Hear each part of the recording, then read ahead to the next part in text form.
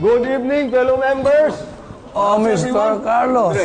Salamat doon sa binigay mong wine. Oh, sure! I'm glad you like it, ha? Oh, kumusta? You guys are looking good, Padre. Uy, Don.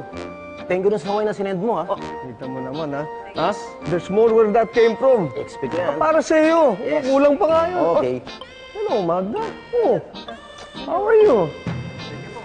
Kumusta? Thank you. Thank you very much. There's more. Oy, kumusta, ha? Napadala ba kayo? Ha? Lahat dapat para sa inyo yun, eh. Padre, ha? Kumusta? Oy, Mr. Chairman, ha? Marami pa tayo yan. Pabalik ko. Ha? Wes, kumusta ka na? Mr. Carlos, ang sarap ng wine, ha? Ay, bakit mo? Salamat. Oy, para sa iyo talaga yan. Masarap para sa maganda. Ano to, ano? Kumusta? Ha? Lahat pala, binigyan mo ng alak eh, no? Aba, siyempre, iba tayo eh. Change me. Malante tayo eh. Iba tayo. Good evening, fellow members. Welcome to our monthly meeting.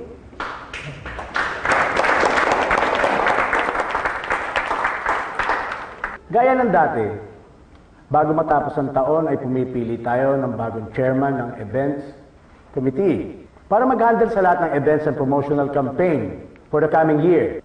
And tonight, sisimulan na natin ang pag-nominate ng mga candidates at pwede ring mag-volunteer kung sino man ang interesado sa posisyon. I respectfully nominate Ms. Magda Sanchez as chairman of the Events Committee. Mr. Chairman, with all due respect, I respectfully nominate myself. I volunteer to be chairman of this committee.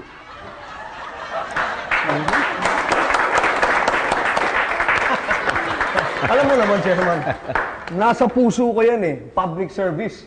Ang pagtulong. And I'm sure lahat kayo tutulungan niyo ako. Hindi lang sa magaling ako, para rin marami tayong wine. Wine! Sabi ko na may ibig sabihin yung regalo mo. May epekto naman sa'yo, di ba? Wala naman. Wala. Good luck. Good luck, Ms. Sanchez. Attention members, ngayon ay bibigyan natin ng pagkakataong magsalita ang mga nominees. Isa lang ang nominee, yung isa binoto sarili. Unahin na po natin ang nominee na si Magda Sanchez.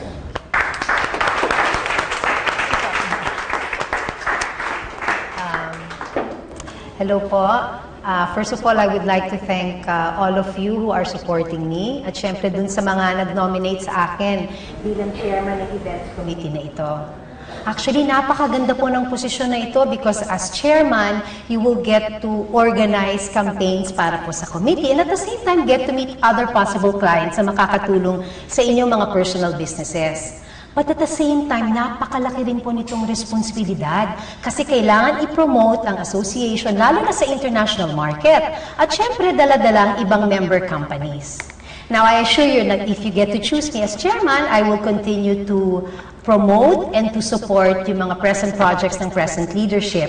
And of course, gagawa rin po ako ng sarili kong mga proyekto na makakatulong sa ating association. Thank you very much po.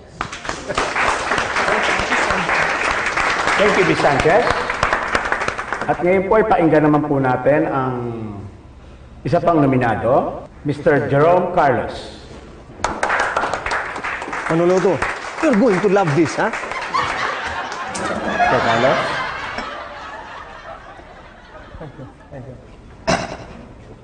My dear friends, fellow members, magandang gabi sa inyo lahat. A beautiful speech pa nga pala, no? Congratulations. Alam niyo, I actually brought a prepared speech tonight, no? But this time, siguro mas importante I speak from the heart. Alam niyo, of late, meron po tayong nababasa at nakikita sa internet lalo, no? Na meron pong isang tumutulong sa mga mahihirap, sa mga nangangailangan, may gininto ang puso. Ang maganda po doon, Itong taong pong ito wants to remain anonymous. Napakabuti, di po ba? Ayaw niya pong malaman na siya ang taong tumutulong. Now, that is humility, integrity beyond reproach. My dear friends, gusto kong malaman ninyo na ang taong ito ay nandito po sa atin ngayon. He is amongst us, one of our dear members, na handa pong tumulong hindi lang po sa atin, kundi sa maraming tao. Siya po ang tinaguriang guardian angel ng media. Ito po ay walang iba, kundi yours truly.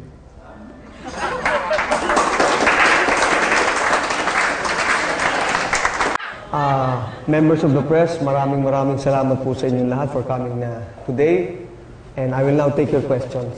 Guardian Angel, pwede mo ba na malaman ang tunay mong pangalan? Ang tunay ko pong pangalan ay Jerome Carlos, JC. Ano po ang nagtulak sa inyo para tumulong sa kapwa at maging guardian angel? Alam niyo po, hindi na ako kailangan itulak pa. I do not have to be pushed para po gumawa ng maganda at mabuti. Matagal na po akong ganyan. Ako po ay sumulat sa pool, may puso na po para sa ating mga kababayan, lalo na po dun sa mga nangangailangan at naghihirap. Gusto ko po talaga silang tulungan. Lagi po yan, lagi. Bakit nung una ayaw mo pakilala, tapos ngayon, nag-decide kayo magpa-interview? Alam niyo po, napakagandang tanong niyan. Matagal ko na po itong ginagawa. Katulad ho ng iba, katulad nga ho sinabi ng Biblia, do not let the right hand know what your left hand is doing. Mas maganda po yan. At hinihintay ko na lang po ang grasya ng Panginoon Diyos na siyang magbibigay sa akin ng pasasalamat. Hindi naman po ako naghihintay ng papuri. Gusto ko palang gumawa lang ho talaga ng tama at mabuti para sa ating kapwa. Pero lately, meron pong lumalabas na impostor na nagsasabing siya daw po yung guardian angel, siya daw po yung tumutulong. Yun po yung kinasama ng loob ko.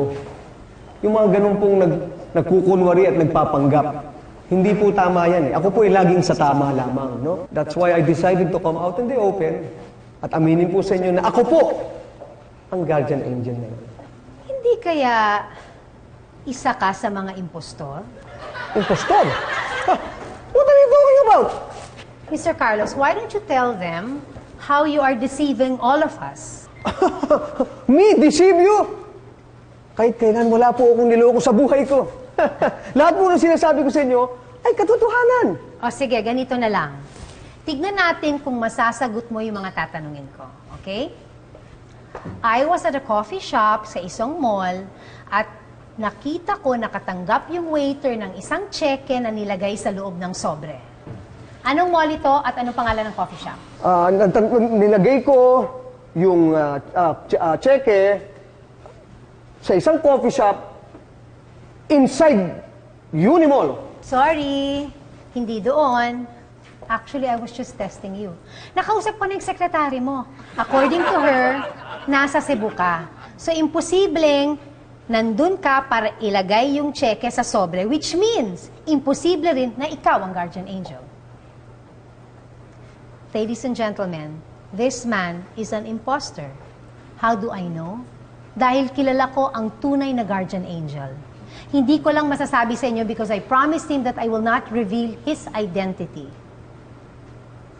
What can you say to that, Mr. Carlos? I guess not.